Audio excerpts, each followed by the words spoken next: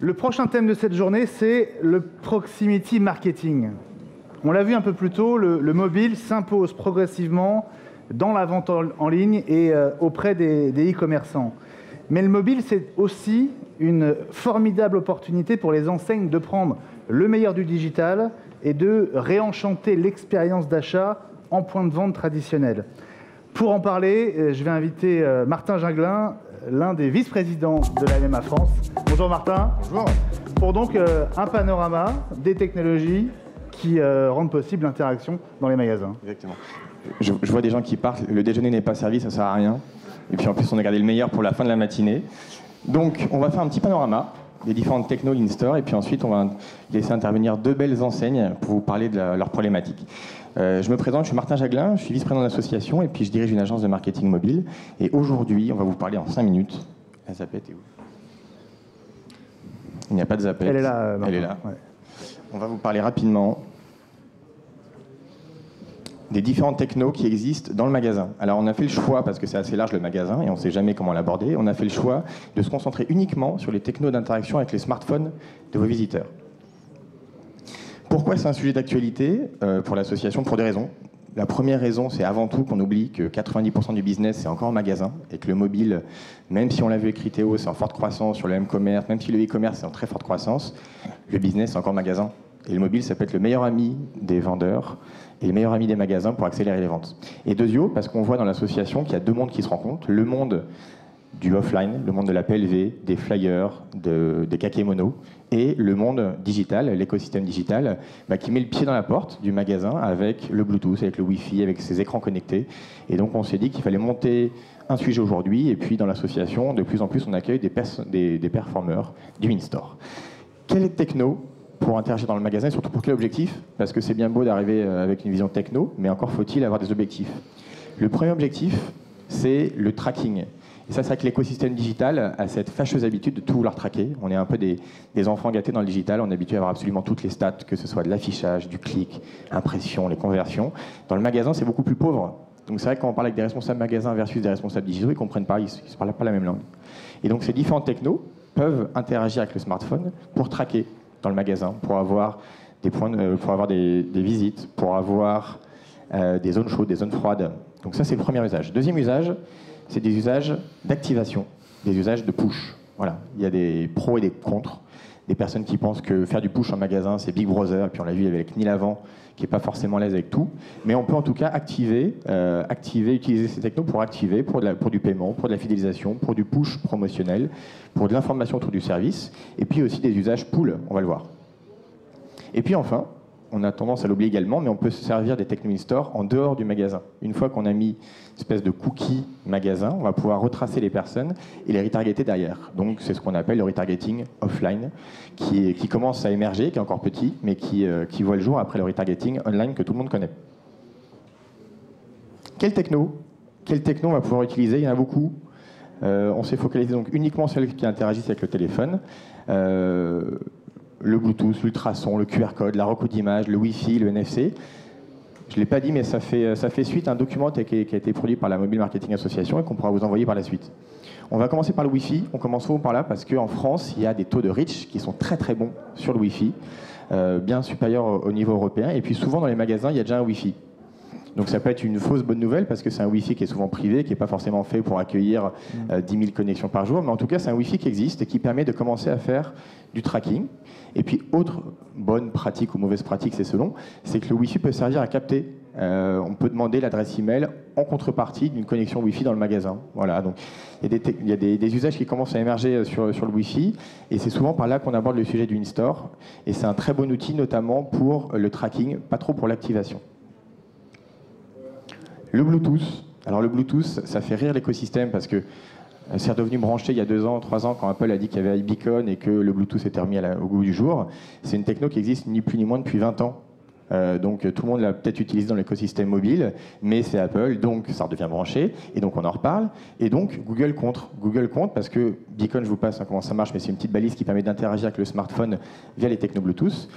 Eddystone est en train de se lancer, donc c'est un peu le petit frère ou le concurrent, c'est selon, qui permet d'aller interagir avec les smartphones sans avoir même besoin d'une application de l'enseigne.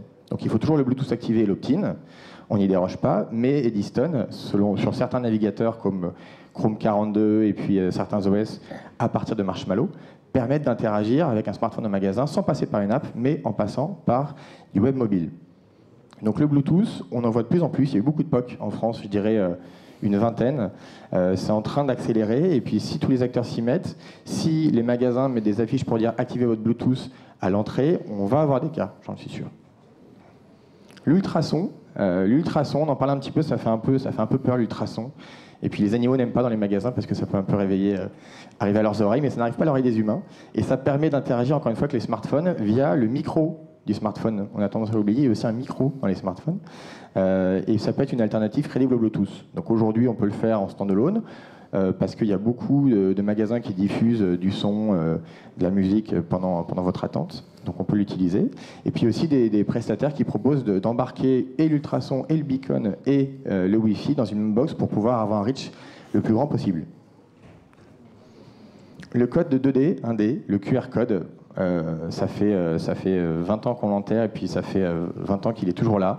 Donc il ne faut pas trop le tuer parce qu'il y a des usages qui se créent autour du QR code, et il y a des usages autour de l'information du produit et des usages autour du paiement. Donc pareil, le QR code, la grosse force qu'il a, c'est qu'il est connu par 85% des détenteurs d'un smartphone.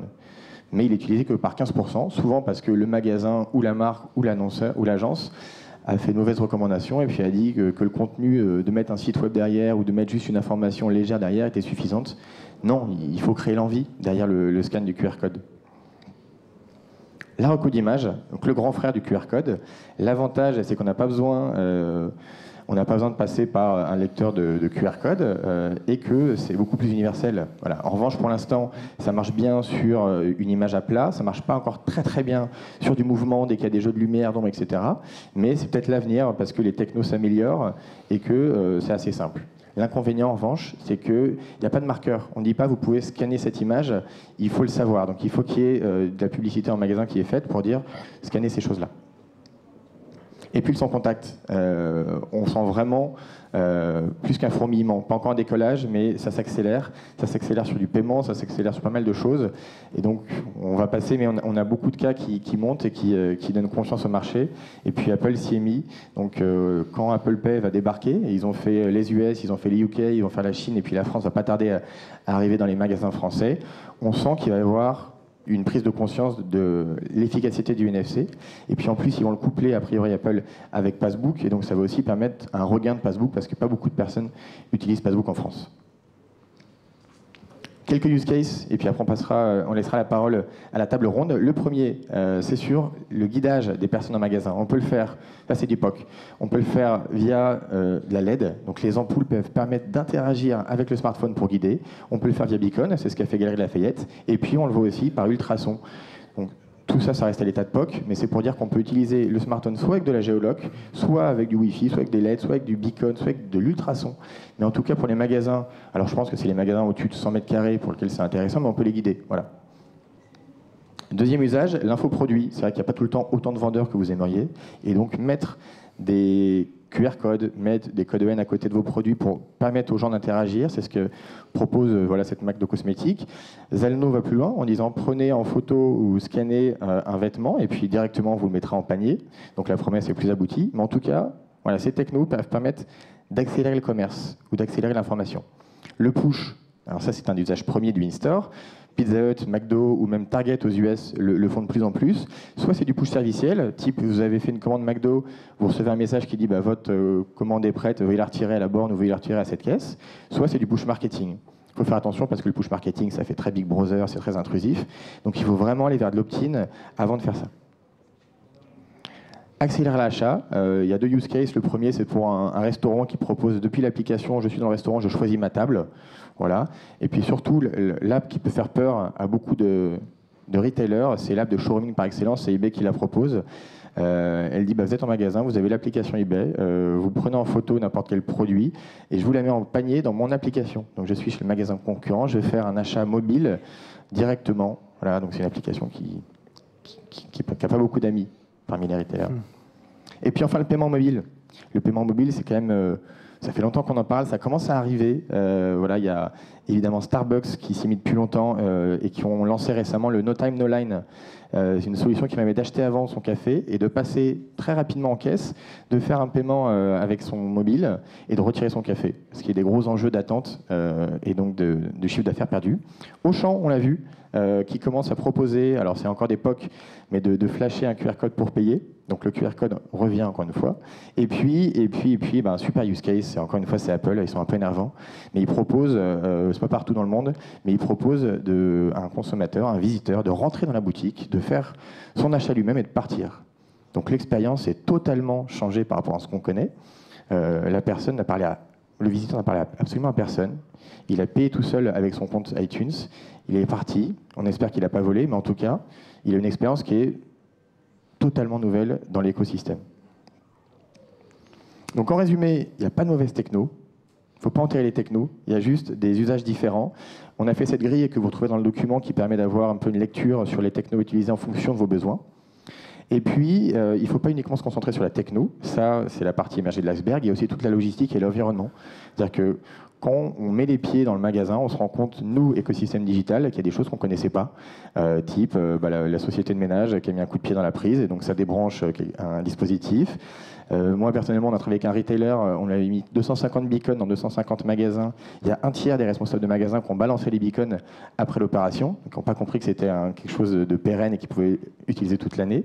Donc voilà, il y a la partie émergée de l'iceberg, et puis aussi ce qu'il y a derrière, c'est la logistique, l'environnement, la formation et l'adoption par le terrain. Un bon dispositif in-store, c'est un dispositif dans lequel les vendeurs sont briefés et les responsables magasins motivent les vendeurs à l'utiliser.